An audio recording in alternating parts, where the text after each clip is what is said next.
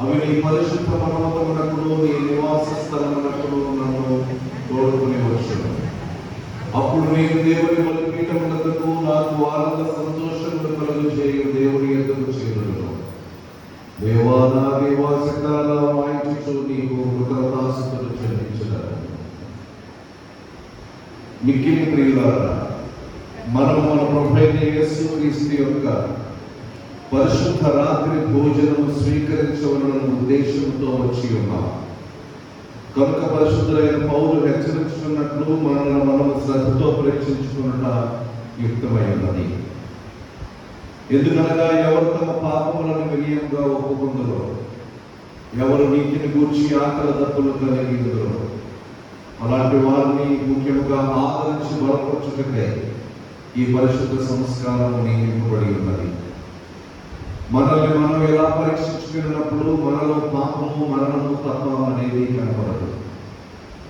వీటి నుండి మనంతటా మనం ఎంత మాత్రము తప్పించుకోలేదు.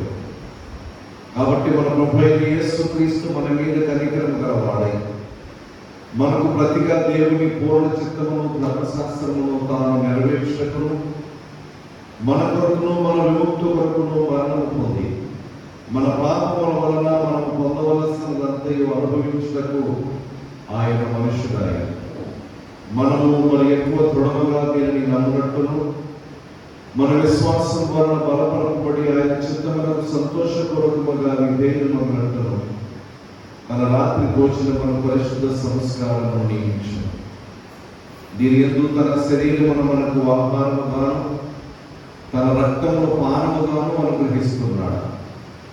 కాబట్టి క్రీస్తు యొక్క మాటను దృఢముగా నమ్మొచ్చు. ఈ రొట్టెలతని పాత్రలోనిది త్రాగువాడు క్రీస్తు నందును క్రీస్తు వారి యందును జీవించును. వారు నిత్య జీవము గలవారైందరు. ఆయన మన అపరాధముల నిమిత్తము అప్పగింపబడి మనము నీతిమంతులముగా తీర్చబడుటకై శిలువ మరణము నుండి లేపబడిన సత్యమును బయలుపరచుచు ఆయన జ్ఞాపకార్థముగా దీనిని ఆచరింపవలెను. మరియు మనము దీనిని బట్టి ఆయనకు మిగుల హృదయపూర్వకములైన వందనములు చెల్లించుచు మన శిలువను ఎత్తుకొని ఆయన వెంబడించి ఆయన మనలను ప్రేమిస్తున్నట్లు ఆయన ఆజ్ఞ ప్రకారము మనము ఒకరినొకరము ప్రేమింపవలెను. ఎందుకంటే ఒకే రొట్టెను పాలు పంచుకొనొచ్చు ఒకే పాత్రలో తాగుచున్నందున మనమందరము ఒక శరీరమై ఉన్నాము. ప్రార్థిద్దాము. సర్వశక్తి గల దేవా, నీకు అందరి హృదయ రహస్యములు కోరికలు స్పష్టముగా తెలియసేయి ఉన్నవి. దాచబడి మరువేయున్నది ఏదీ లేదు. మేము నిన్ను పరిపూర్ణముగా ప్రేమించి నీ పరిశుద్ధ నామమును సరైన రీతిని కనపరచినట్లు మా హృదయాలోచనలను నీ పరిశుద్ధ ఆత్మావేశం వలన పవిత్రపరచము అని నీ కుమారుడు మా ప్రభువైన యేసుక్రీస్తు ద్వారా నిన్ను వేడుకొనుచున్నాము. ఆమేన్. హృదయములను పరిశోధించుడు సర్వశక్తి గల దేవుని సముఖమందు నేను మిమ్మల్ని అడుగునదేమనగా, మీరు స్వాభావికముగా పాపులను చేయవలసిన మేలు చేయడానికి కీడు చేయించు తలంపుల వలన మాటల వలన క్రియల వలన మీ రక్షకుడు దేవునికి దుఃఖమును కోపమును కలుగజేస్తున్నని, అందువలన ఆయన శిక్షావిధికి న్యాయముగా పాత్రులని మీరు నిజముగా గ్రహించి దుఃఖించుచు ఒప్పుకొనుచున్నారా? యేసుక్రీస్తు పాపములను రక్షించుటకు ఈ లోకమునకు వచ్చినని ఆయన నాకు ముందు విశ్వాసం ఉంచు వారికి అందరికీ పాప పరిహారం కలుగునని నిశ్చయముగా నమ్ముచున్నారా?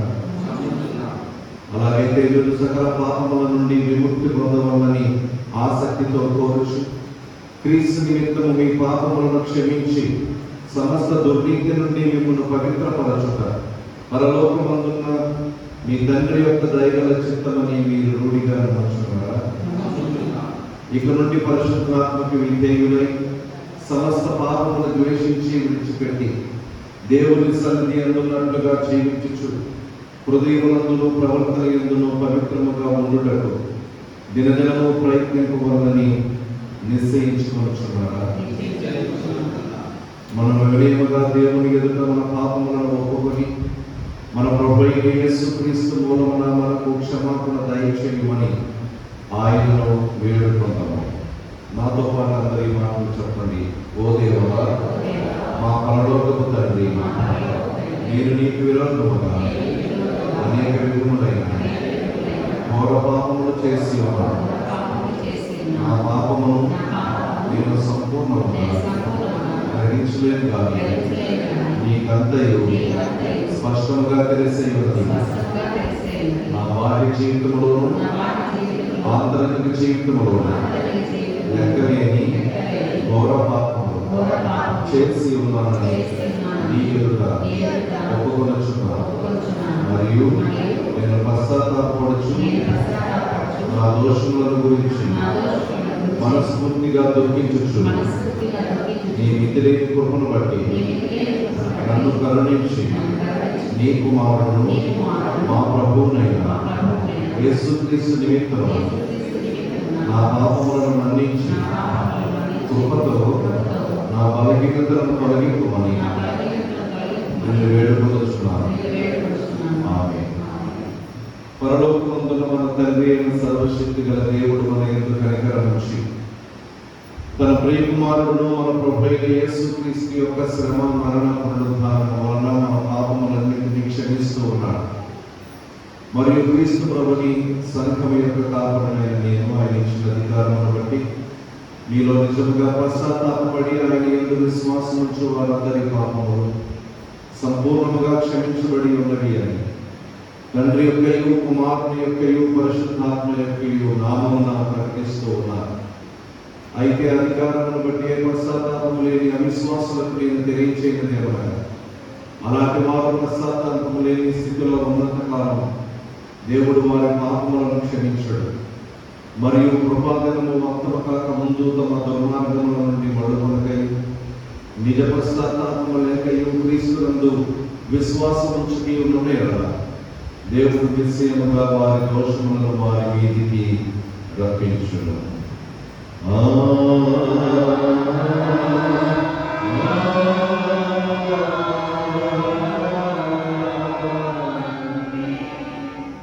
పరిశుద్ధ త్రిత్వ పండుగ ఆదివారానికై ఏర్పాటు చేయబడిన ప్రారంభ గీతం పరిశుద్ధ త్రిత్వమును విభజింపబడలేదని ఏకత్వమును స్తుతింపబడుగాక.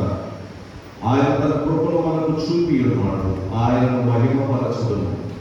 యెహోవా మా ప్రభువా, భూమి అంతటా నీ నామము ఎంత ప్రభావము గలది. తండ్రికి కుమారునికి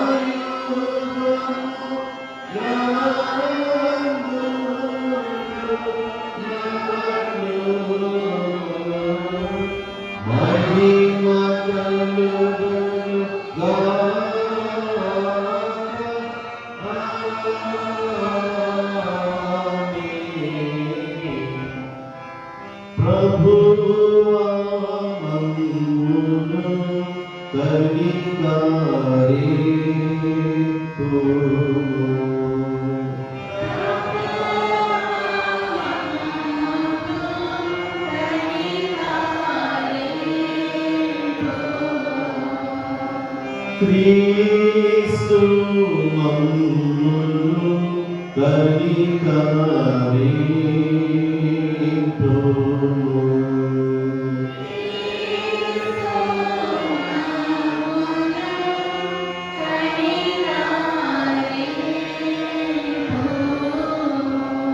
ప్రభువా మమ్మును కనికరించుము.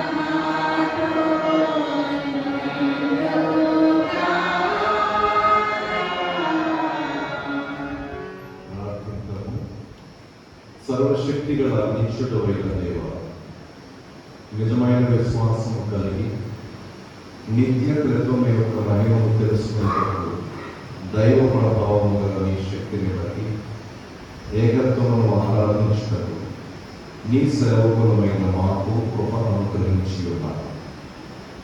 ఈ విశ్వాసమునందు మమ్మల్ని స్థిరముగా నిలిపి కీడులన్నింటి నుండి కాపాడమని సదా ఏక దేవుడవై యుగములు జీవించుచు పరిపాలించుతూ నుండు నిన్ను వేడుకొనుచున్నాను.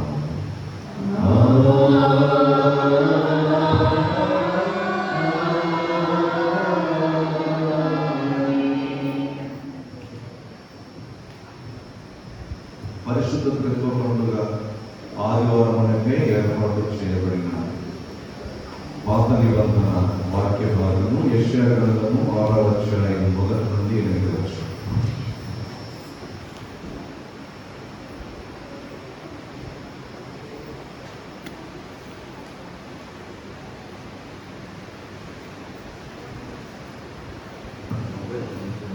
త్రిత్వం కొరకు ఏర్పాటు చేయబడినటువంటి పాత నిబంధన పాఠ్య భాగము యెషయా గ్రంథము 6వ అధ్యాయం వచనం నుంచి 8వ వచనం దాకా ఈ విధంగా వ్రాయబడింది. రాజైన ఉదయం మృతి పొందిన సంవత్సరం అత్యున్నతమైన సింహాసనమందు ప్రభు ఆచరుడై ఉండగా నేను చూసి ఆయన చొక్కాయు అంచులు దేవాలయమును నిండుకొని ఆయనకు పైగా చెరాకులు నిలిచి ఒక్కొక్కరికి 6 రెక్కలుండి ప్రతివాడు 2 రెక్కలతో తన ముఖమును, రొట్టెతో తన కాళ్ళను కప్పుకొనుచు రొట్టెతో ఎగురుతుంది. వారు సైన్యములకు అధిపతి యెహోవా పరిశుద్ధుడు, పరిశుద్ధుడు, పరిశుద్ధుడు, సర్వలోకం ఆయన మహిమతో నిండి ఉన్నదని గొప్ప స్వరముతో ప్రతి గానములు చేయుచుంది. వారి కంఠస్వరము వలన గడప కమ్ములు పునాదులు కదులుతూ మందిరము దూపము చేత నిండగా నేను అపవిత్రమైన పెదవులు గలవాడు, అపవిత్రమైన పెదవులు గల జనుల మధ్యను నివసించువాడు. నేను నశించి రాజును సైన్యములకు అధిపతి నాకు యెహోవాను నేను కనులారా చూచితుననుకుంది. అప్పుడు ఆ చెరాకులలో ఉన్నప్పుడు తాను బలిపీఠం మీద నుండి కారుతో తీసిన నిప్పును చేత పట్టుకొని నా యొద్దకు ఎదురు వచ్చి నా నోటికి దాన్ని తగిలించి, ఇది నీ పెదవులకు తగిలిన కనుక నీ పాపములకు ప్రాయశ్చిత్తమాయన, నీ దోషము తొలగిపోయాను.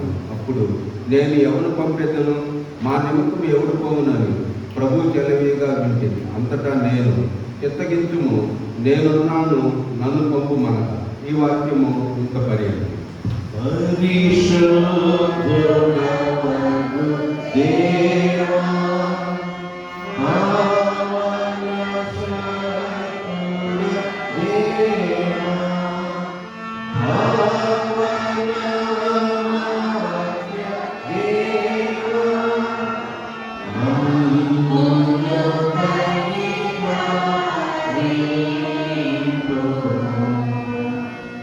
పత్రిక వాక్య భాగము అపోస్తలుడైన పౌలు ఎఫెసీయులకు రాసిన పత్రిక 1వ అధ్యాయం 3వ వచనం నుండి 14వ వచనం వరకు.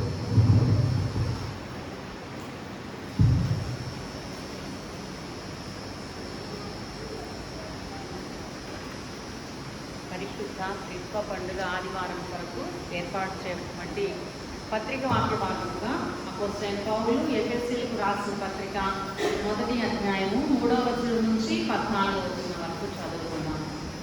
3వ వచనం ప్రారంభం. మన ప్రభు అయిన యేసుక్రీస్తు యొక్క తండ్రి అయిన దేవుడు స్తుతింపబడుగాక. ఆయన క్రీస్తు నందు పరలోక విషయములో ఆత్మ సంబంధమైన ప్రతి ఆశీర్వాదమును మనకు అనుగ్రహించును. ఎట్లనగా తన ప్రియుని యందు తాను ఉచితముగా మనకు అనుగ్రహించిన తన కృపా మహిమకు కీర్తి కలిగినట్లు తన చిత్త ప్రకారమైన దయా సంకల్పం చొప్పున యేసుక్రీస్తు ద్వారా తనకు కుమారునిగా స్వీకరించుటకై మనల్ని ముందుగా తన కోసం నిర్ణయించుకొని మనము తన ఎదుట పరిశుద్ధులను నిర్దోషులమై ఉండవల్లని జగత్తు పునాది వేయబడక మునిపే ప్రేమ చేత ఆయన క్రీస్తులో మనల్ని ఏర్పరచుకునేను. దేవుని కృపా మహదైశ్వర్యమును బట్టి ఆ ప్రియుని యందు ఆయన రక్తం వల్ల మనకు విమోచనము, అనగా మన అపరాధములకు క్షమాపణ మనకు కలిగి ఉన్నది.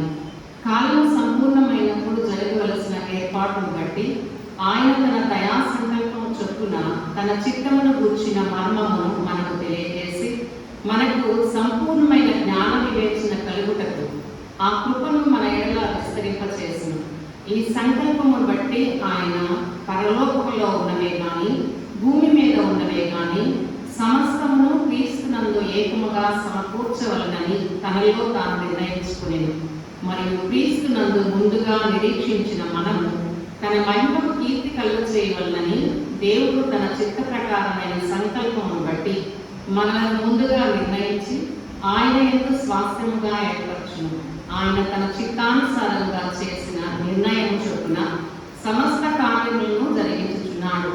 మీరును సత్యవాక్యమును, అనగా మీ రక్షణ సువార్తను విని క్రీస్తునందు విశ్వాసం ఉంచి వాగ్దానం చేయబడిన ఆత్మ చేత ముద్రింపబడుతుంది.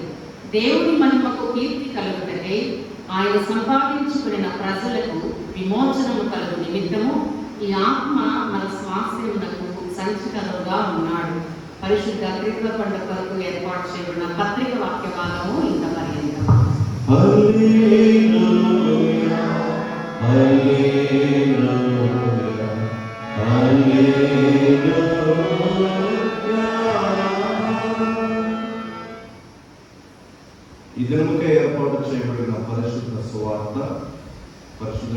మత్తయి రాసిన సువార్త 28వ అధ్యాయం 16వ వచనం నుండి 20వ వచనం.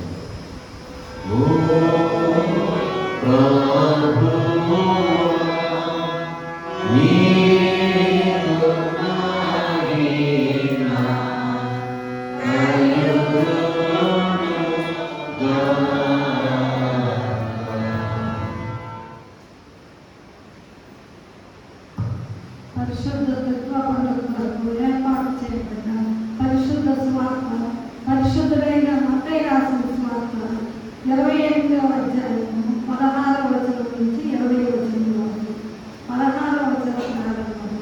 11 మంది శిష్యులు యేసు తనకు నిర్ణయించిన గలిలయలోని కొండకు వెళ్ళింది. వారు ఆయనను చూసి ఆయనకు మొక్కిరి గాని కొందరు సందేహించింది. అయితే యేసు వారి యొద్దకు వచ్చి, పరలోకమందును భూమి మీదను నాకు సర్వాధికారం ఇవ్వబడి ఉన్నది. కాబట్టి మీరు వెళ్ళి సమస్త జనులను శిష్యులుగా చేయండి.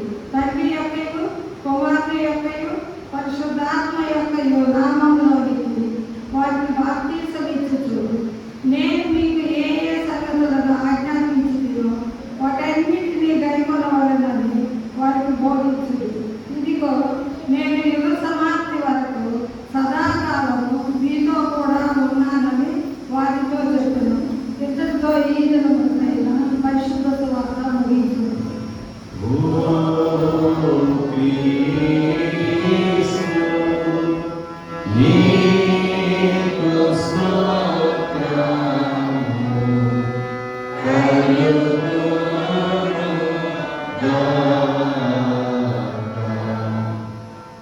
నికేయ విశ్వాస ప్రమాణాన్ని అందరం కలిసి ఒప్పుకుందాము. భూమి ఆకాశములను దృశ్యాదృశ్యములకు సమస్తమును సృజించిన సర్వశక్తి గల తండ్రి ఏక దేవుని నేను నమ్ముచున్నాను. ఆయన జనిత కుమారులను అద్వితీయులకు ప్రభువైన యేసుక్రీస్తును నమ్ముచున్నాను. ఈయన జగములన్నిటికీ ముందు తండ్రి నుండి కలిగిన వాడును, దేవుని నుండి దేవుడును, వెలుగు నుండి వెలుగును, నిజమైన దేవుడు నుండి నిజమైన దేవుడును, సృజింపబడక జన్మించిన వాడును, తండ్రితో ఏకతత్వం గల వాడును, సమస్తమును కలుగజేసిన వాడునై ఉన్నాడు. ఈయన మానవులకు మన కొరకును మన రక్షణ కొరకును పరలోకమును వెతికి కన్యక మరియ నుండి పరిశుద్ధాత్మలను అవతరించి పుట్టి మనుషుడైనది. పొంది పిలాతు అధికారం కింద మన కొరకు శిలువ వేయబడి శ్రమ నుండి సమాధి చేయబడని లేఖనముల ప్రకారం 3వ దినమున తిరిగి లేచి పరలోకమునకెక్కి తండ్రి యొక్క కుడి చేతి వైపున కూర్చుని ఉన్నాడని సజీవులకును మృతులకును తీర్పు తీర్చడానికి తిరిగి బయటకు వచ్చినది. ఆయన రాజ్యమునకు అంతం లేదని నమ్ముచున్నాను. తండ్రి నుండి కుమారుని నుండి బయలుపడవచ్చు. తండ్రితో కుమారునితో ఏకముగా ఆరాధింపబడవచ్చు, మహిమ ఆడపడవచ్చు. ప్రవక్తల ద్వారా మాట్లాడిన వాడు జీవమునకు దాతయు ప్రభువునకు పరిశుద్ధాత్మను నమ్ముచున్నాను. మరియు పరిశుద్ధమైన క్రైస్తవ అపోస్తలుల ఏక సంఘమును నమ్ముచున్నాను. పాప పరిహారమునకైన ఒకే బాప్తిస్మము ఒప్పుకొనొచ్చు. మృదుల పునరుద్ధానము కొరకును రాబో లోక సమూహమునకు బ్రతుకు కొరకును నిరీక్షిస్తున్నాను. ఆంధ్ర క్రైస్తవ కీర్తన పుస్తకముల నుండి 21వ కీర్తన, తత్వమై నిత్యత్వమున ఏకత్వమగు దేవాలయ కీర్తన. అందరూ కలుసుకోవాలి. 21. త్రిత్వమై నిత్యత్వముననే తత్వమగు దేవా నీ సత్య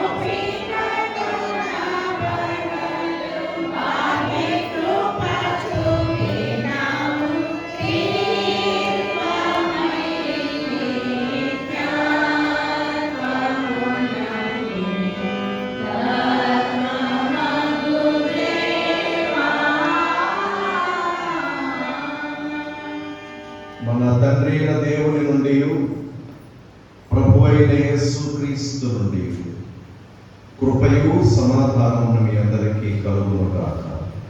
ఆమేన్.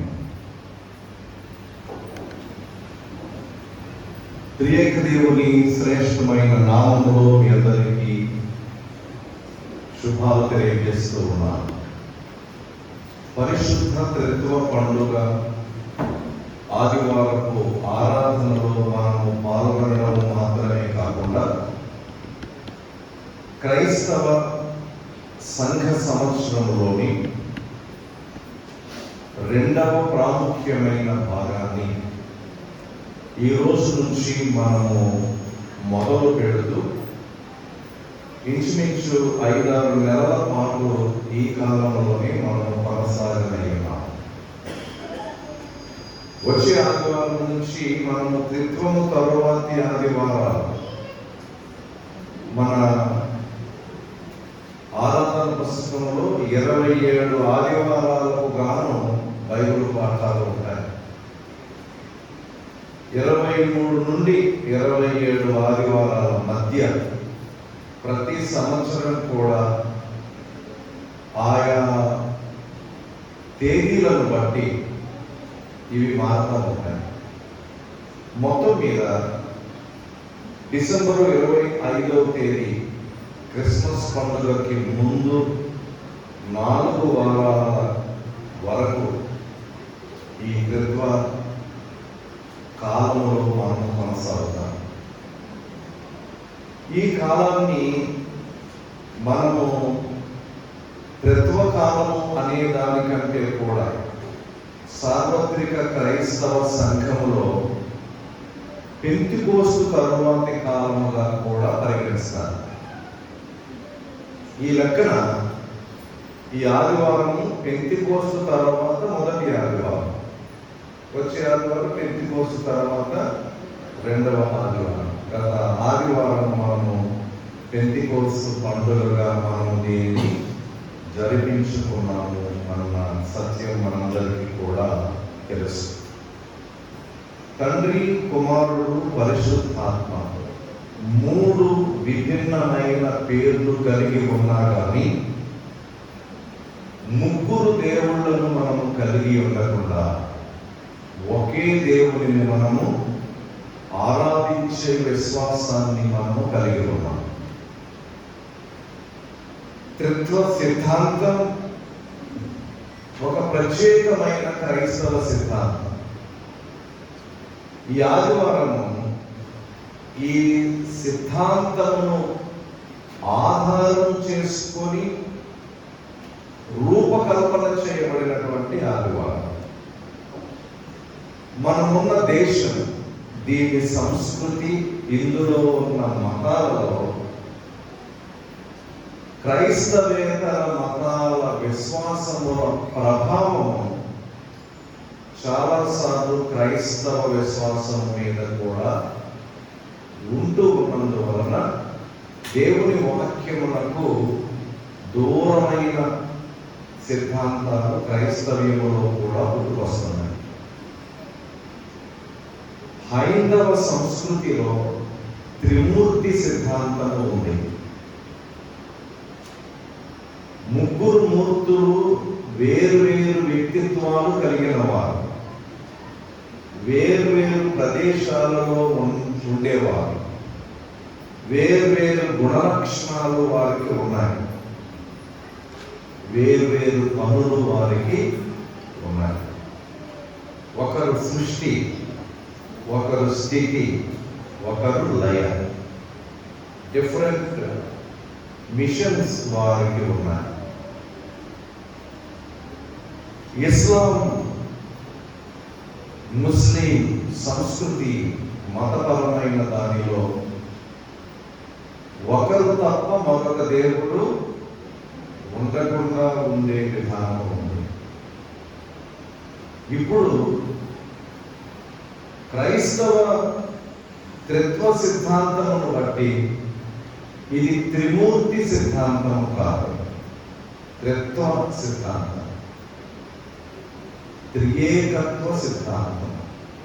ఒకే దైవత్వమును మనము కలిగి ఉన్న సిద్ధాంతం.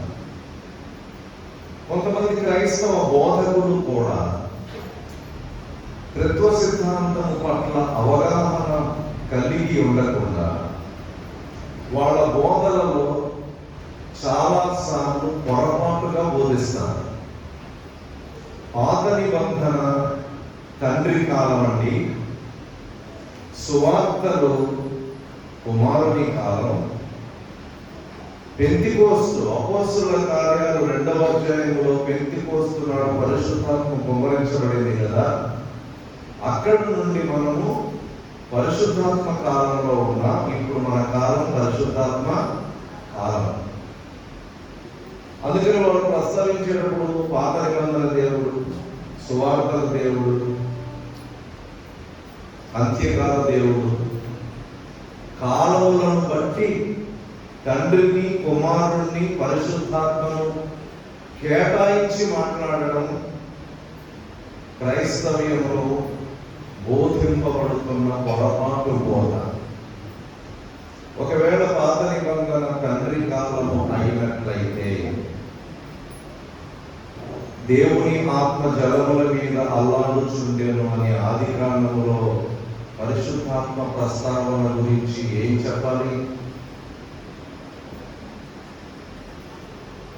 యేసుక్రీస్తు ప్రభు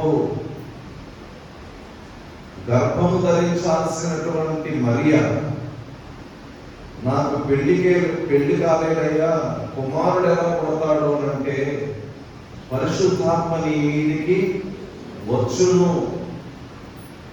అని చెప్పడంలో ఉన్న అర్థం ఏంటి? ఒకవేళ సృష్టి జరుగుతూ ఉన్నప్పుడు యేసు ప్రభు లేకపోయినట్లయితే యోహాను సువార్త 1వ అధ్యాయంలో కలిగి ఉన్నది ఆయన లేకుండా కలగలేదు, సృష్టి జరిగే సమయంలో కూడా ఆయన ఉన్నాడని చెప్పబడడం మనకు కనిపిస్తుంది. దీనిని బట్టి అన్ని కాలములలో ముగ్గురు ఉన్నారు. తండ్రి ఉన్నప్పుడు కుమారుడు పరిశుద్ధాత్మ ఉన్నాడు, కుమారుడు ఉన్నప్పుడు తండ్రి పరిశుద్ధాత్మ ఉన్నారు, పరిశుద్ధాత్మ ఉన్నప్పుడు తండ్రి కుమారుడు ఉన్నారు.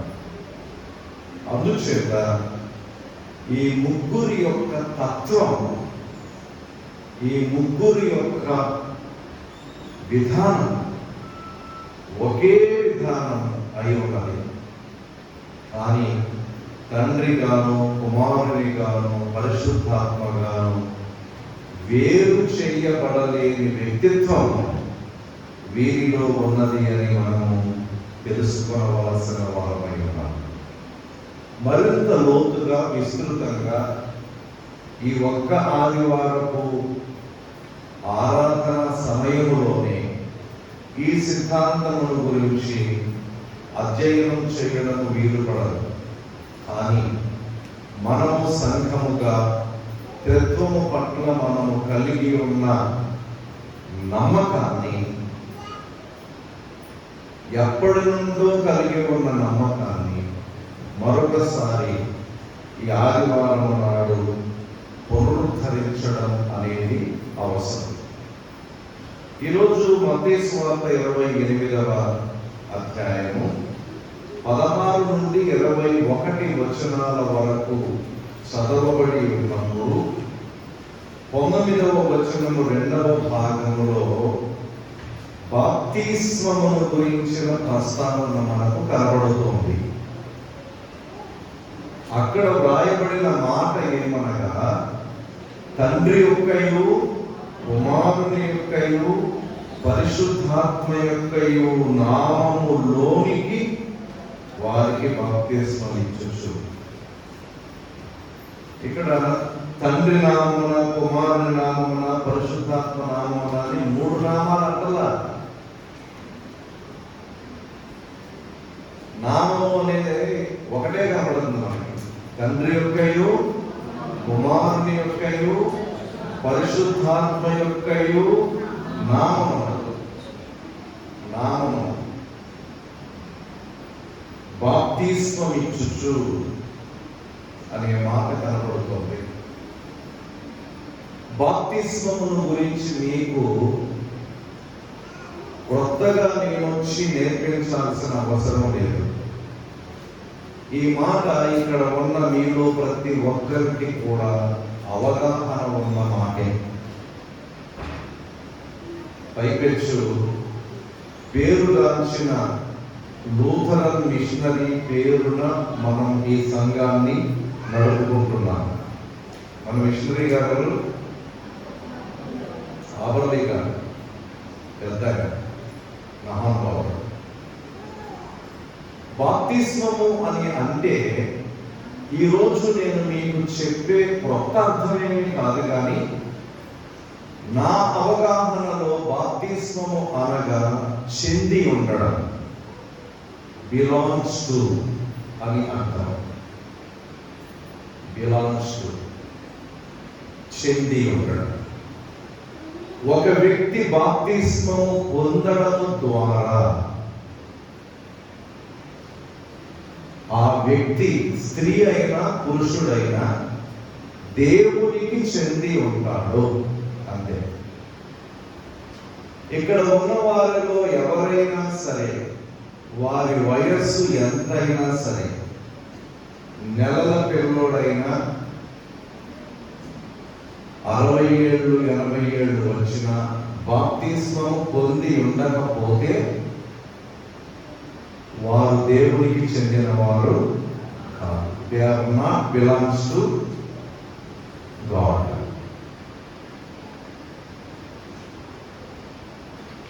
ఇక్కడ ఇక్కడ ఎదురు కూర్చున్న ఎవరి బిడ్డలు మీరు బాప్తిస్మం పొంది ఉండకపోతే you are not belongs to God. లేదండి మేము చర్చికి వస్తున్నాం, బైబిల్ చదువుతున్నాం, సండే స్కూల్కి వస్తున్నాం, యూత్కి హాజరవుతున్నాం అని అంటే వీలు పడదు. రెండవ ప్రాముఖ్యమైనటువంటి విషయం, కొంచెం వయసు వచ్చిన తర్వాత, పెళ్లి వయసు వచ్చాక, లేకపోతే ఇంటర్మీడియట్ వయసు వచ్చాక, జ్ఞానం వచ్చాక తెలుసుకొని బాప్తిస్మం ఇప్పించడం కరెక్ట్ అండి అని అనుకున్న పొరపాటు. రేపు జూన్లో స్కూల్ స్టార్ట్ అవుతాయి. ఫస్ట్ స్కూల్ క్లాస్ పేరేంటి? ఇంట్లో మా చిన్నప్పుడైతే 1వ తరగతి నుంచి స్టార్ట్ అయ్యాయి. ఇప్పుడైతే అలా కాదు, ఇంకా నర్సరీ. ఓకే. కాన్వెంట్లో అబర్లీపేటకు చెందిన ఒక అబ్బాయినో అమ్మాయినో ఒక మంచి కాన్వెంట్లో ముందు అడ్మిట్ చేసి అడ్మిషన్ ప్రక్రియ పూర్తి చేసి ఆ అడ్మిషన్ సమయంలోనే యూనిఫామ్ ముందుగానే తీసేసుకొని, టై కూడా తీసేసుకొని, ఐడెంటిటీ కార్డు కూడా తీసేసుకొని, మొదటి రోజు ఆ అబ్బాయిని లేక అమ్మాయిని జూన్లో లేకపోతే మేలో స్కూల్కి తల్లిదండ్రులు పంపిస్తారు. ఇంకా ఆ రోజు డ్రెస్ వేసి వాటి ఫోటో తీసేస్తారు. ఫేస్బుక్లో, ఇన్స్టాగ్రామ్లో ఫస్ట్ నర్సరీ సెల్ఫీ దిగుతారు, అందరికీ వాట్సాప్ పంపించేస్తారు. అందరూ కూడా కంగ్రాచులేషన్స్. తల్లిదండ్రులు మురిసిపోతారు. ఆ అబ్బాయికి అప్పటికి ఏ అక్షరం కూడా రాదు. ఏ అక్షరం, బీసీ తర్వాత సంగతి, అహాలు రాదు. కానీ నేనేమంటానంటే, అప్పుడు రోడ్డు మీదకి బస్సు వస్తుంది, దాని మీద కూడా బోర్డు ఉంటుంది, దానిలోకి ఎక్కించేసి పంపించేస్తాను. పట్టుకొని పలక పట్టుకొని లేకపోతే బుక్ పట్టుకొని వెళ్ళిపోతాను. ఏమి రాకమునిపే, ఒక అక్షరము కూడా నేర్చుకొనక మునిపే యూనిఫామ్, ఐడెంటిటీ, టై, షూ, ఆ స్కూల్ పేరు మీదనే బుక్స్ కూడా ఉంటాయి కదా, వీటన్నిటినీ ఇవ్వడం ద్వారా ఇప్పుడు ఆ పిల్లోడిని ఎక్కడ చూసినా కానీ ఈ అబ్బాయి లేక అమ్మాయి పలానా పాఠశాలకు చెంది ఉన్నాడు అంటాం కదా. సో బాప్తిస్మము ద్వారా కూడా మనం అలాగే చెంది ఉంటాం. ఆ తర్వాత నేర్చుకోవడం స్టార్ట్ అవుతుంది. ముందు ఆ స్కూల్ వాడు కూడా ఏమన్నారు,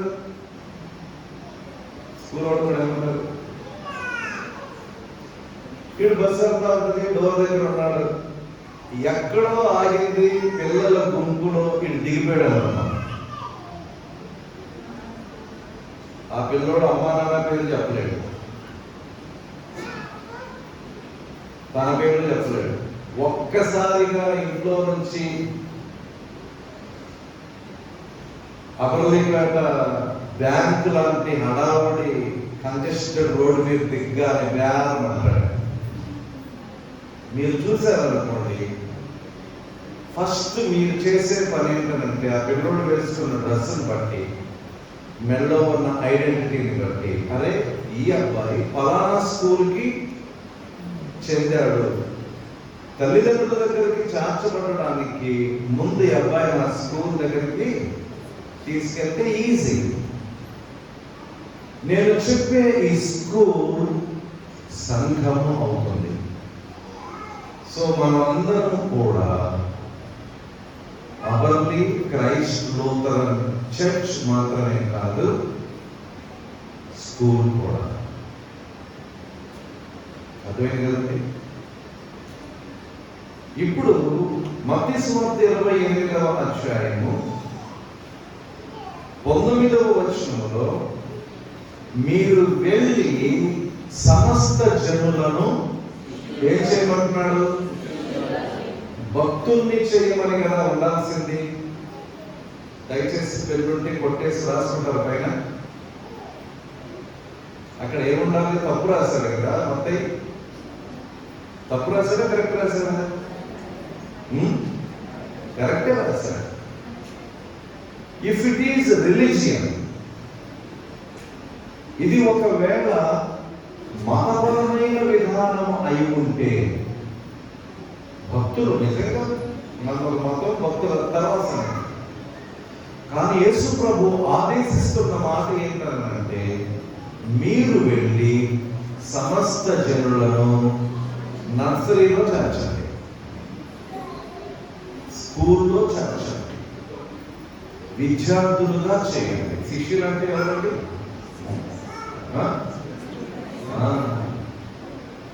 నేను గుంటూరుని తెలుసుగా మీకు, మాది అపల్లిపేట. ఇక్కడ నిలుచున్న నేను ఒక ప్రొఫెసర్ని అనుకోవడం వల్ల, ఒకవేళ ఇక్కడ ఉన్న మీలో ఎవరైనా దైవుని వాక్యానికి బైబిల్కు సంబంధించి మేము అధికులము అని అనుకుంటే వారికి ఉన్నారు. ఇప్పటికీ కూడా మీ ముందు ఇక్కడ నిలవబడి దేవుని వాక్యాన్ని బోధిస్తున్నా కానీ I am a student of God Bible. మీలో అనేక మందికి తెలిసిన దానికంటే బహు తక్కువ బైబిల్ గురించి నాకు తెలుసు. జాగ్రత్తగా వినండి. యేసు ప్రభు చెప్తున్న మాట ఏమిటో తెలిసిన, go and make disciples, students. ముందు శిష్యులుగా చేసి ఆ తర్వాత ఏం చేయమంటున్నాడు? తండ్రి యొక్కయు కుమారుని యొక్కయు పరిశుద్ధాత్మ యొక్కయు నామములోనికి వారికి బాప్తిస్మమిచ్చుచు. 20వ వచనంలో చివరిలో ఏముందంటే బోధించుడి అని ఉంది. కొంచెం ఇంగ్లీష్ లో చెప్తారా? బోధించుడి అంటే ఏమంటారు? చెప్పండి. టీచింగ్, ప్రీచింగ్ కాదు. ప్రీచింగ్ అంటే ప్రకటించడం, బోధించుడి అంటే టీచింగ్. సో స్టూడెంట్ టీచింగ్ సరిపోయింది కదా ఇక్కడ. బోధి ముందు వాళ్ళని శిష్యులుగా చేయండి, బాప్తిస్మం ఇవ్వండి, ఆ తర్వాత వారికి బోధించండి. నేను మీకు ఏ సంగతులను ఆజ్ఞాపించితినో. జాగ్రత్తగా చూడండి, బైబిల్లో ఏముందండి? కమాండ్మెంట్ అంటున్నాడు. Teach my commandments. దీనిని ఆజ్ఞలుగా చెప్తున్నాడు దేవుని వాక్యం. ఆజ్ఞాపించే వానిని మనం ఏమంటారంటే అధికారము గలవాడు అంటారు. అంతేనా? సేవకుడు ఆజ్ఞాపిస్తాడా? అధికారి ఆజ్ఞాపిస్తాడా? నేను మీకు ఏ సంగతులను ఆజ్ఞాపించితినో. ఇప్పుడు 18వ వచనానికి రండి. యేసయ్య ఏమంటున్నాడంటే, పరలోకమందును భూమి మీదను నాకు సర్వాధికారము ఇవ్వబడి ఉన్నది. పరలోకమందును భూమి మీదను. ఇప్పుడు ఆయనకు ఆజ్ఞాపించే హక్కు ఉందా లేదా? ఉంది. ఆజ్ఞాపించే యోగ్యత ఆయన కలిగి ఉన్నాడు. కారణం ఏంటంటే దేవుడు ఆయనకు ఆ అధికారాన్ని ఇచ్చాడు. ఇప్పుడు బోధకునికి ఆజ్ఞాపించే అధికారం ఉంటే విద్యార్థికి ఉండాల్సిన లక్షణాలు ఏమి చెప్పండి కొన్ని. ఫస్ట్ లక్షణం ఏంటి? What are the qualities and qualifications of a particular student. చెప్పండి, విద్యార్థికి ఉండాల్సిన ప్రాథమిక లక్ష్యం ఏంటి? అయ్యో, సింపుల్. ఫస్ట్ ఏం చెప్పాలి తెలిసిన? విధేయత ఉండాలి.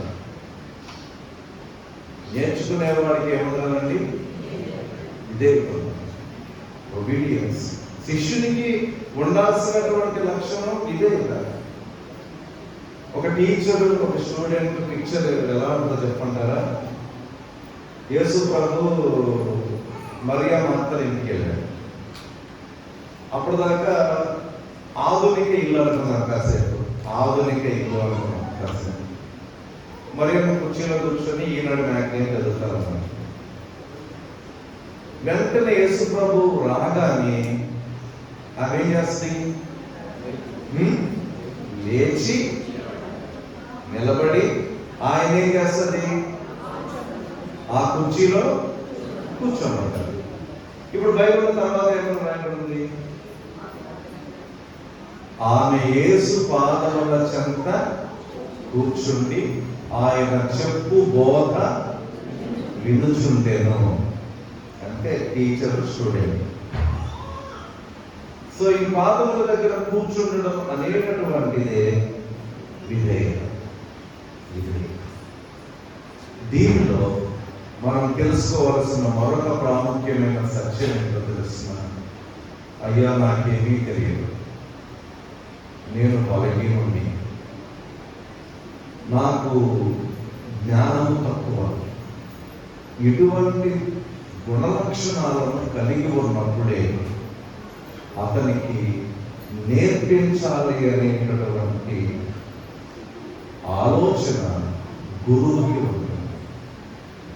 కానీ మనలో అనేక సార్లు ఏమీ రాకపోయినా కొన్నిసార్లు వచ్చినట్టు ఫోజులు పడతాము. ఒక అమ్మాయి ఇంట్లో వాళ్ళ అమ్మ నాన్న షాపింగ్కి వెళ్తే, ఇంటర్మీడియట్ అమ్మాయి ఇంట్లో చదువుకుంటా ఉంది, కరెంటు పోయింది. అరే కరెంటు పోయిందని బయటకు వచ్చి చూస్తే అందరిలో కరెంటు ఉంది. అందరిలో కరెంటు లేదంటే మా ఇంట్లో కరెంటు లేదు, ఎప్పుడు వస్తుందో. ఒకవేళ అందరికి పోయింది అనుకోండి, నలభై తలపేస్తే ఇంట్లో ఉండి వాళ్ళ డాడీ అమ్మ వచ్చేంత వరకు వెయిట్ చేస్తారు. వెంటనే మా ఇంట్లోనే పోయిందని చెప్పేసి పక్కింటికి వెళ్ళి అంకుల్ మా ఇంట్లో కరెంటు పోయింది అని బెల్ కొడితే అంకుల్ అంటే ఆ ఇంట్లో డిగ్రీ చదివే కూడా బయటకు వచ్చాడు. ఈ అమ్మాయి చూడగానే ఎలా పల్లికి తెచ్చాడు. అంకుల్ లేదా అంటే లేదు, మా ఇంట్లో కరెంట్ పోయింది, అందరి ఇంట్లో ఉంది. ఓ కరెంట్ పోయింది అని వస్తాను, దాని ఏమన్నా వచ్చాడు. సో ఇంత రావడంలో ఉన్న ఉద్దేశం ఏంటంటే అమ్మాయి అడిగింది, అది జ్ఞాపకం. ఆ వైపు వెళ్తాడు, ఈ వైపు వెళ్తాడు, అదంటాడు, ఇదని నాకు తెలుసండి. ఎక్కడ అంటాడు, ఎంతకి కరెంట్ ప్రాబ్లం సాల్వ్ అవ్వదు. ఈలోపు వాళ్ళ డాడీ వాడు వచ్చి ఏంటమ్మా అంటే కరెంట్ మీద పక్కింటి అన్నయ్య పిలిచాను కానీ మొహం మాడిపోయింది. అవునా అని చెప్పేసి వెళ్ళి ఫస్ట్ మెయిన్ దగ్గర ఫ్యూజ్ ఎలా తీస్తే తీసుకెళ్ళి సెలబ్రేట్ చేశాడంటే సెకండ్స్ లో కరెంట్ అని నేను అనుకున్నాను. అంకుల్ విషయం ఏంటంటే ఇంక అసలు కరెంట్ పోతే ఏం చేయాలో ఏమీ తెలియదు. కాకపోతే కాస్త బిల్డప్ ఇచ్చాడు అంతే.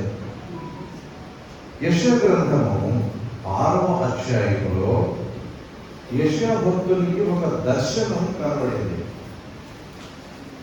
6వ అధ్యాయం, యెషయా గ్రంథం 6వ అధ్యాయం మొట్టమొదటి వచనము నుండి ఇతనికి కలిగినటువంటి దర్శనంలో డైరెక్ట్ గా పరలోకాన్ని చూశాడు. అత్యున్నత సింహాసనం మీద ఆసీనుడై ఉన్న దేవుణ్ణి చూచాడు. మహాదూతలను చూచాడు. సరాపులు అంటే దూతలలో కూడా సుపీరియర్ అన్నమాట. ఒక్కొక్క దూతకి 6 రెక్కలు. సరాపులు అనే మాట 2వ వచనంలో ఉంది చూడండి. అక్కడ వర్ణన ఉందా? కింద ఫుల్ నోట్ ఏముంది? Great angels, not ordinary angels. ధూపం అంతా అతని దర్శనం అంతా పరలోకం. అప్పుడు తన వైపు తను చూసుకున్నాడు. మురికి, మాలిన్యం, ఆయన వస్త్రాలలో ఉన్న తెల్లదనం తన వస్త్రాలలో లేదు. అక్కడ ఉన్న పరిశుద్ధత తనలో లేదు. ఇప్పుడు ఇంత అపరిశుద్ధుడైనా కానీ ఈ దర్శనాన్ని చూశానే అని సంతోషపడేదానికంటే కూడా తనలో ఉన్న లోపమును బట్టి ఆ యెషయా గారికి దుఃఖం వచ్చేసి వేదన వచ్చేసింది. ఆ వేదనతో 5వ వచనంలో ఏమంటున్నాడంటే అయ్యో అంటున్నాడు. ఈ మాట జాలి పడేటప్పుడు చెప్పే మాట కాదు, బాధపడేటప్పుడు చెప్పే. అయ్యో, నేను అపవిత్రమైన పెదవులను గలవాడను, అపవిత్రమైన పెదవుల గల జనుల మధ్య నివసించువాడు. తర్వాత ఏమన్నా గట్టిగా చెప్పండి, ఇంకొంచెం గట్టిగా, ఇంకా వాయిస్ పెంచండి. ఎస్, మనం చెప్పాల్సింది ఏమాట అన్నమాట, నేను నశించి ఐ యామ్ అవుట్. ఇది అంతేకాని ఏమీ తెలియకుండా బయట పట్టుకొని కలగలేదు. నేను నశించింది. I don't know anything, I am not holy. నేను అపవిత్రమైన పెదవులు గలవాడను, అపవిత్రమైన పెదవుల గల జనుల మధ్య నివసించువాడు.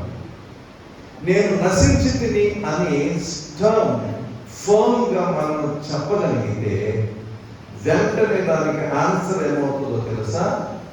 నశించిన దానిని వెదకి రక్షించుటకు మనిషి కుమారుడు ఈ లోకమునకు వచ్చెను. ఆయన శిలువ బలిపీఠము మీద గొర్రెపిల్లగా బలి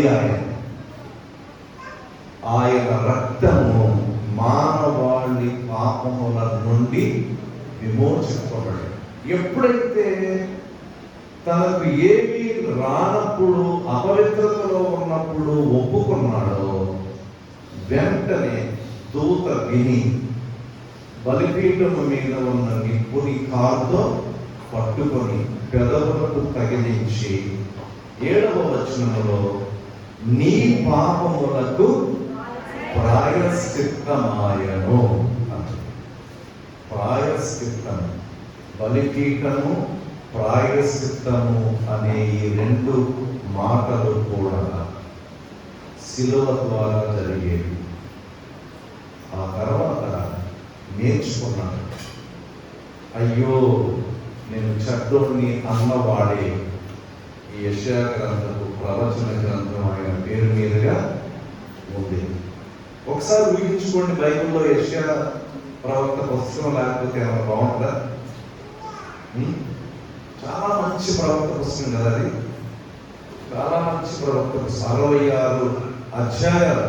బైబిల్లో మొత్తం ఎన్ని పుస్తకాలు ఉన్నాయో ఒక యెషయా గ్రంథంలో అన్ని అధ్యాయాలు ఉన్నాయి. పెద్ద ప్రవక్త గ్రంథం, చాలా గొప్ప.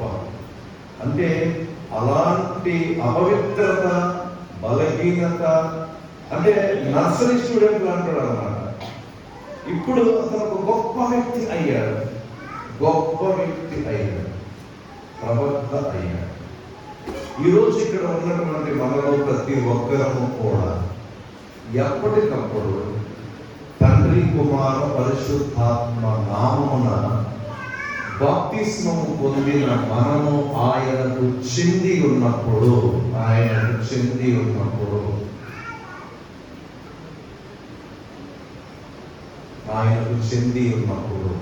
ఆయన మనకు అన్నింటినీ విపులీకరిస్తాడు. నేను క్రైస్తవ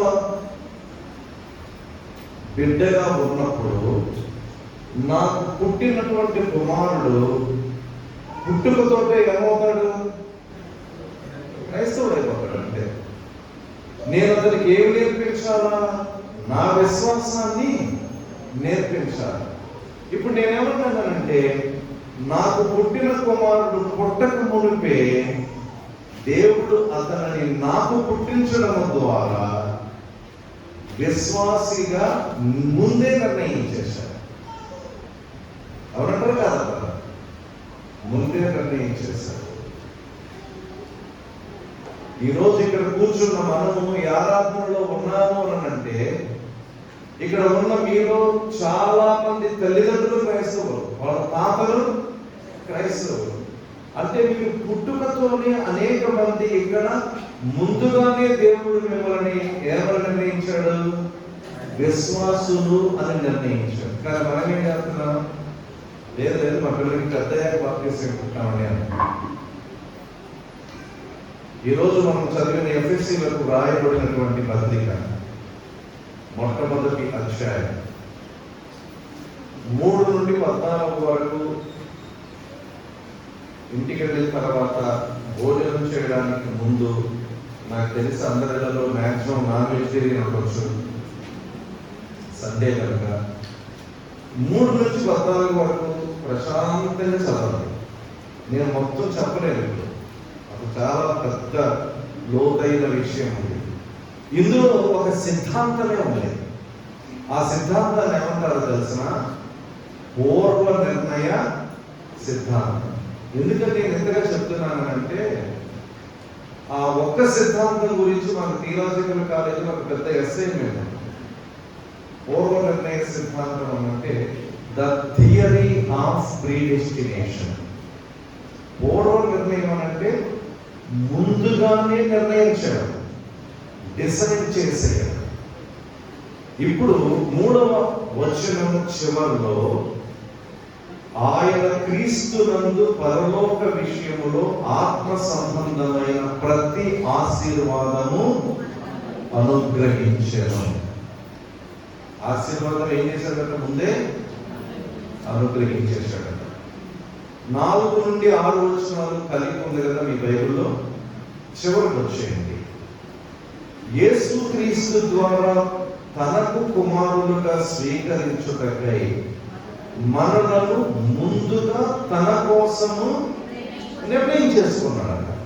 ముందే నిర్ణయించేసుకున్నాడట. అదే 6వ వచనము తర్వాత చదివితే, జగత్తు పునాది వేయబడక మునిపే. ఎంతముందు? జగత్తు పునాది వేయబడక మునిపే ప్రేమ చేత ఆయన క్రీస్తులో మనలను ఏర్పరచుకున్నాడు. అప్పుడే ఏర్పాటు చేసుకున్నాడు.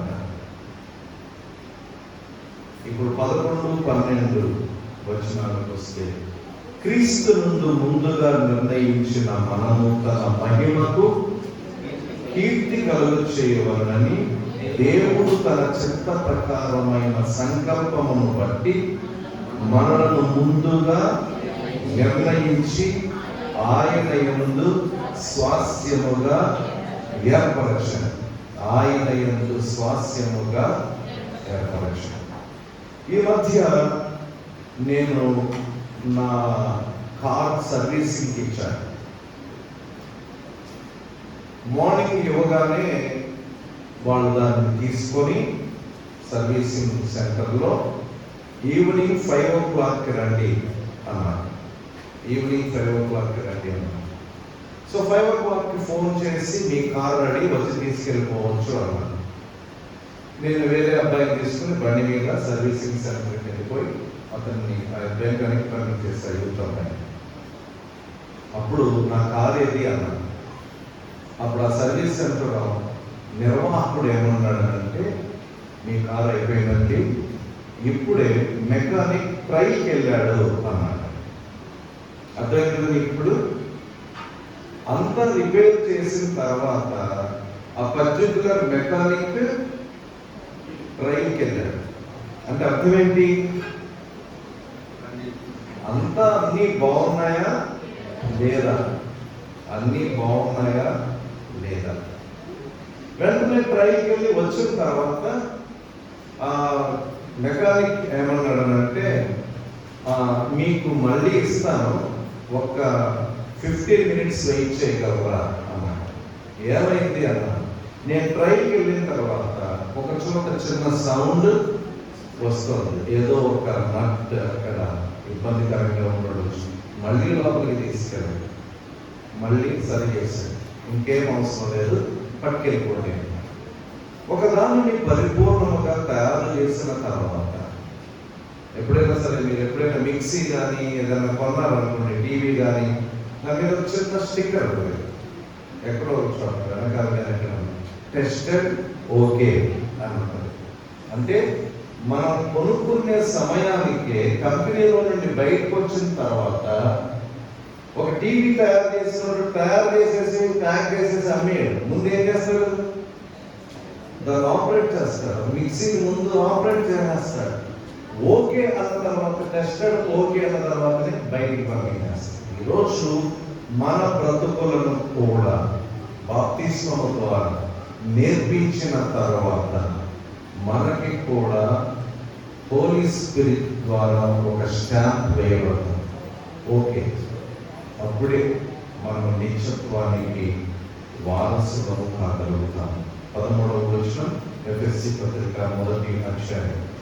మీరును సత్యవాక్యము అనగా మీ రక్షణ సువార్త విని క్రీస్తునందు విశ్వాసం నుంచి వాగ్దానము చేయబడిన ఆత్మ చేత ముద్రింపబడి మీరు ఆమోదింపబడ్డారు, ఓకే అనిపించుకున్నారు. కాబట్టి స్కూల్లో జాయిన్ అయి బయటకు వచ్చిన తర్వాత వెంటనే సర్టిఫికెట్ ఇచ్చినట్లుగా విత్ ద హోలీ స్పిరిట్ మీరు ముద్రింపబడితే.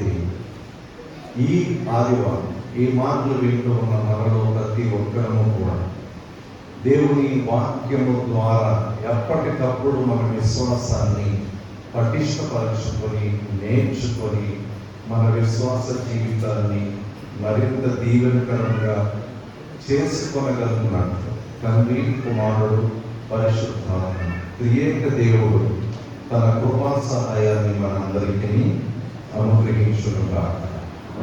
సమస్త జ్ఞానములకు మించిన దేవుని సమాధానం యేసుక్రీస్తు వలన మీ హృదయములకు తలంపులకు కావలిగా ఉండునుగా. ఆమేన్. దేవా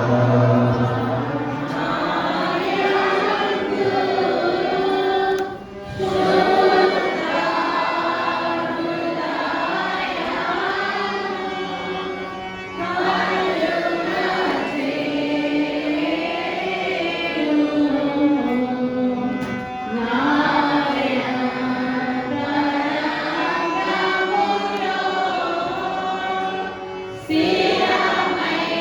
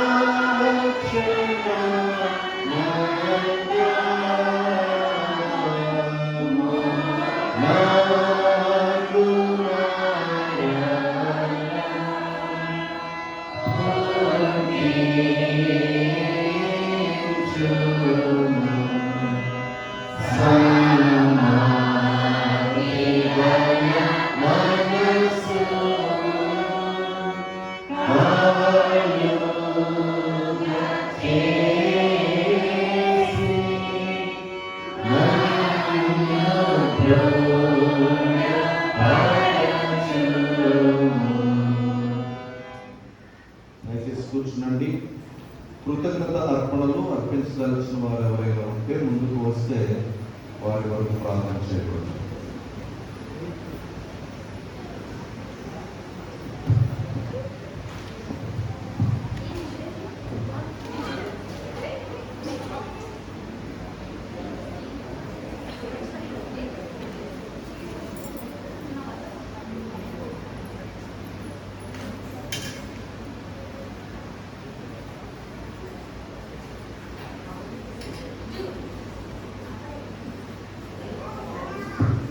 ప్రార్థింతము. సర్వశక్తియు అత్యంత కృప కలిగిన మా పరమ తండ్రి, మీ వలన మేలు పొంది మీ బలిపీఠం ఎదుట నిలవబడి కృతజ్ఞతగా మీరిచ్చిన దానిలో నుండే అర్పణ అర్పిస్తున్న నీ ప్రియబిడ్డల కొరకు ప్రార్థన చేస్తూ ఉన్నాను. గత కాలంలో వీరి జీవితంలోనూ వీరి కుటుంబంలోనూ మీరు చేసిన అనేక మేలులను బట్టి వందనాలు. మీ వాగ్దానములను రాబో కాలంలో కూడా మీరు కొనసాగింపచేసి మీ ఆశీర్వాదములను వీరి జీవితములలో నిలుపుము అని వేడుకుంటున్నాను. అపవాది అంధకార శక్తులు కలిగించే సకల ఆటంకముల నుండి మీరు వీరిని తప్పించి శ్రేష్టమైన మీ సన్నిధి ఎల్లప్పుడూ తోడ్పాటుగా వీరికి ఉంచుము అని అడుగుచూ ఉన్నాను.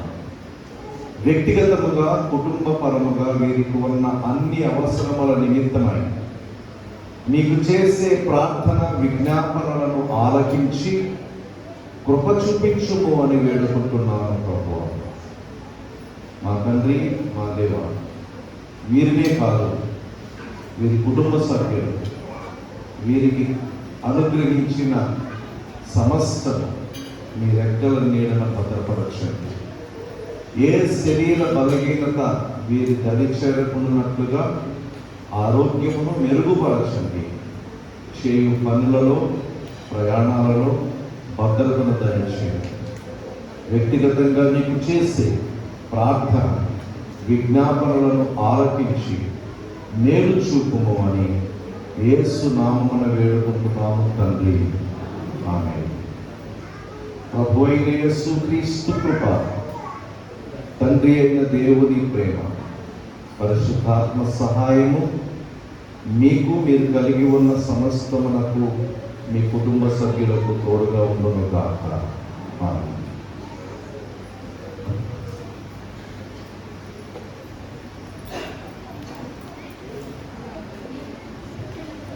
డీకన్స్ సంఘ కానుకలు సేకరిస్తూ ఉండగా సాంగ్ పడతావా? పాడు.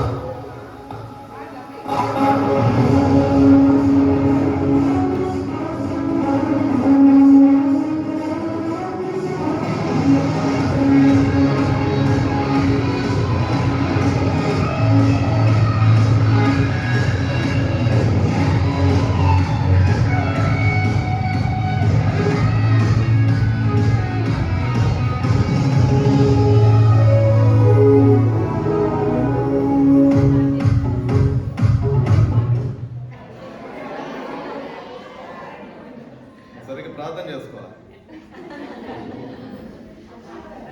సరే పాడే కొంచెం పాట.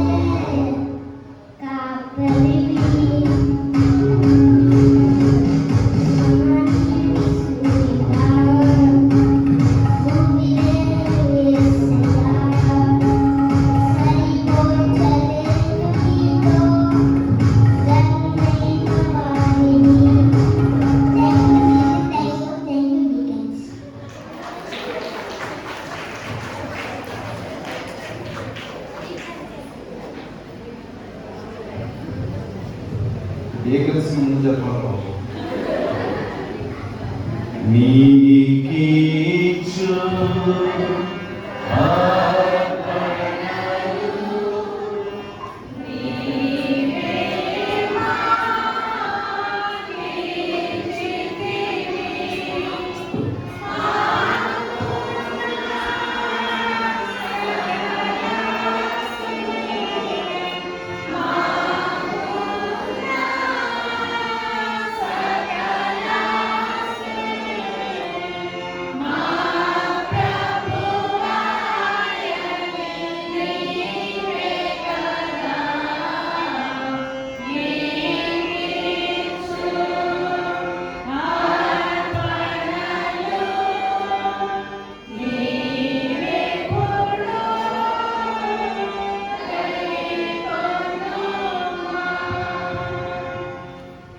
ప్రార్థింతము.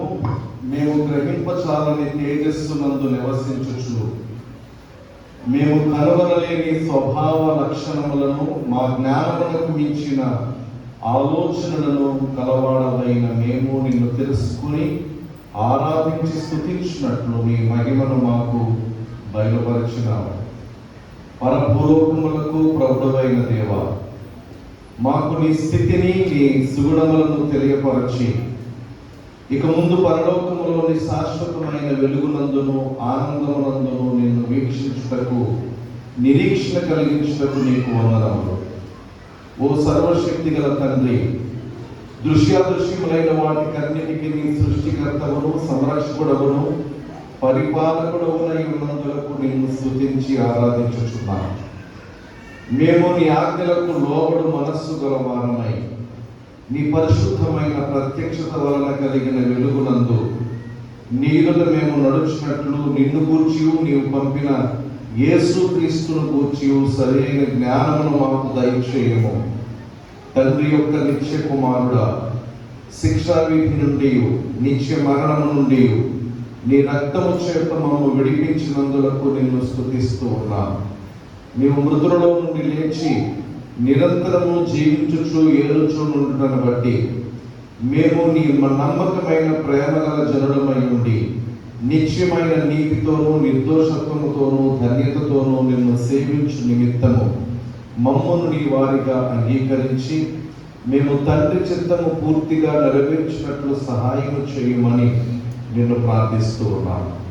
తండ్రి కుమారుల నుండి బయలుదేరు ఓ పరిశుద్ధాత్మ, వెలిగించువాడా, ఆదరణకర్త, ఆలోచన పరుడా, యేసుక్రీస్తు రక్తము వలన విడిపింపబడిన వారికి అందరికీ తెరవు చూపువాడా, సువార్త ద్వారా మమ్మల్ని పిలిచి నిత్య జీవము కొరకు మాకు ఆశను నిరీక్షణను కలిగించినందులకు నిన్ను స్తుతిస్తూ ఉన్నాను. క్రైస్తవ సంఘము ఘనముగాను నిష్కళంకముగాను ముడుతైనను మరి ఏదైనను లేకున్నట్లు దానినంతటినీ వెలిగించి పరిశుద్ధపరచి యేసుక్రీస్తు కొరకు కాపాడుటను బట్టి మమ్మను కూడా నిజమైన విశ్వాసమందు కాపాడి స్థిరపరచి ఓదార్చుచుండుమని నిన్ను వేడుకొనుచున్నాను. నిత్యము ముగ్గురుగాను నిత్యము ఒక్కడుగాను ఉన్న తండ్రి కుమార పరిశుద్ధాత్మలకు ప్రభువైన ఓ దేవా, నీవే దేవుడవు. ఆరాధన యావత్తును నీదై ఉన్నది కనుక నిన్ను మా పూర్ణ హృదయముతోను, పూర్ణ మనస్సుతోను, పూర్ణ ఆత్మతోను, పూర్ణ శక్తితోను స్తుతించి ఆరాధించుచున్నాను. మా ఆరాధనను అంగీకరించి మా ప్రార్థనను దయతో ఆలకింపుము.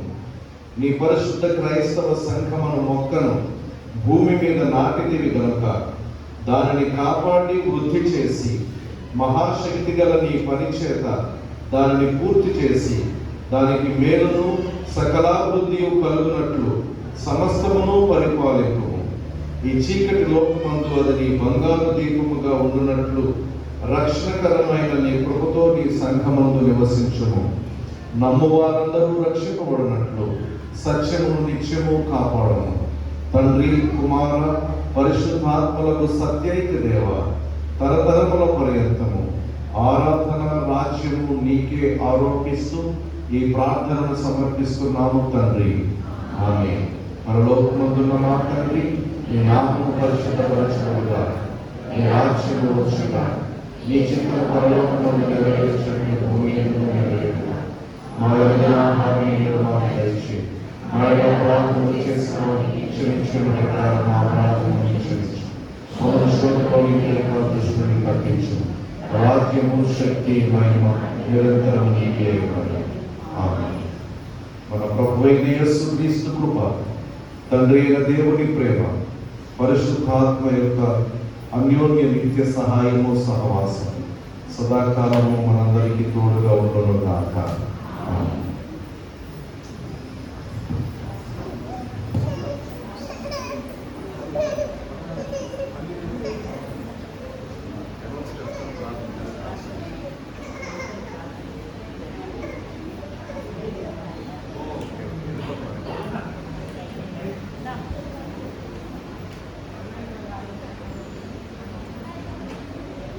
పరిశుద్ధుడము, ప్రేమ స్వరూపుడైన యేసయ్య, నీ ప్రియ కుటుంబమును బట్టి నీకే వందనాలు.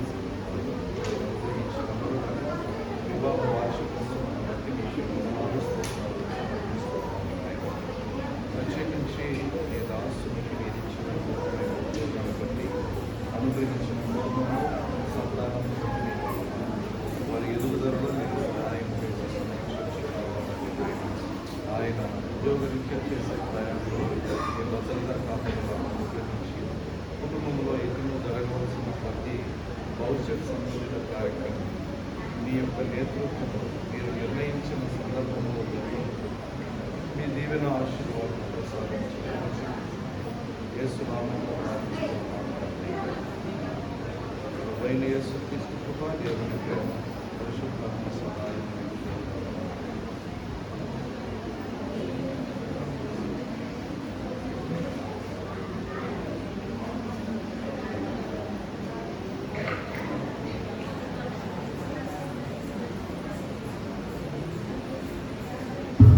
ప్రకటనలు జరుగుతూ ఉండగానే పెద్దలు ఫలహారాన్ని పంచిపెట్టడానికి ముందుకు రండి. జొన్నకూటి అబ్రహాం గారి 24/5/2003 వారు ప్రభువునందు నిద్రించారు. 21వ జ్ఞాపకార్థ సందర్భంగా కుటుంబ సభ్యులు ఫలహారం అందిస్తున్నారు. ఉన్నారా? ఫ్యామిలీ మెంబర్స్ ఉన్నారా?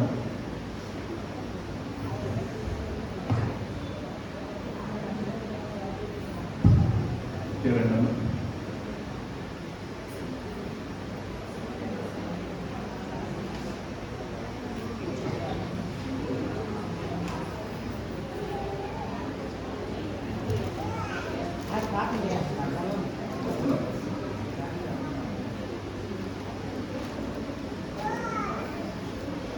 ప్రార్థన చేసుకున్నామండి.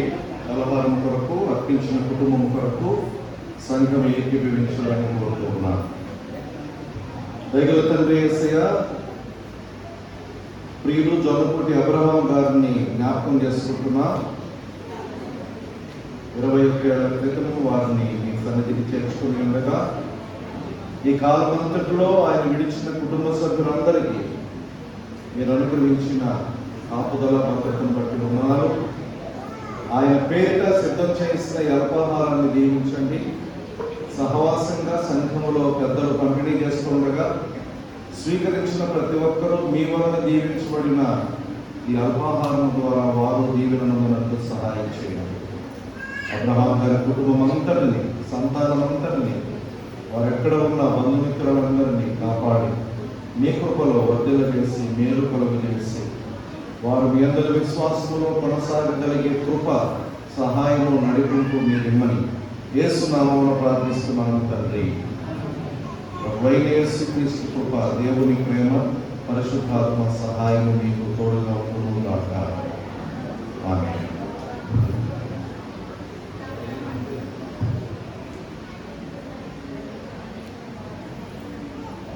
గత ఆదివారపు కానుకలు 9,030 రూపాయలు. ఈరోజు సాయంకాలం 5 గంటలకి యథావిధిగా సండే స్కూల్ ఉంటుంది. అలాగే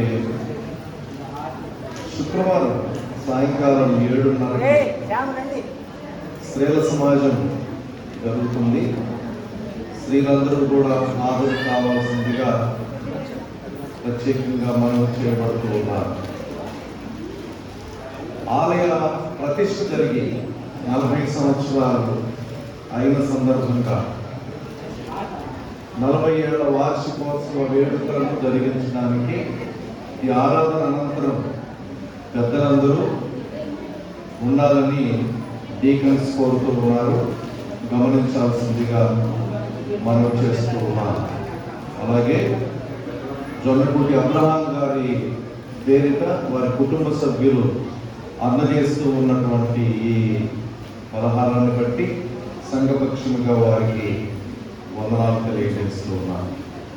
అందరం కలిసి 386వ సంగీతము పాడుతూ ఉండగా పలహారం పంచిపెడతారు. చివరి చరణానికి లేచి నిలబడి సంస్కారపు ఆరాధన కొరకై సిద్ధపడతారు.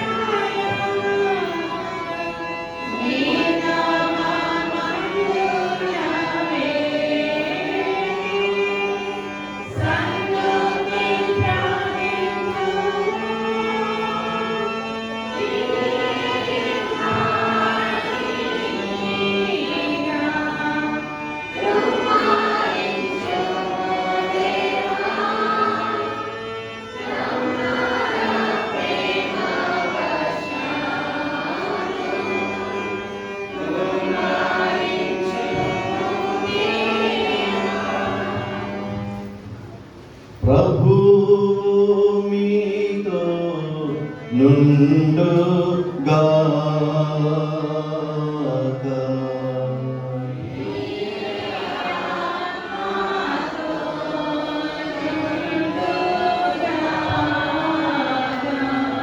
మీ హృదయములను పై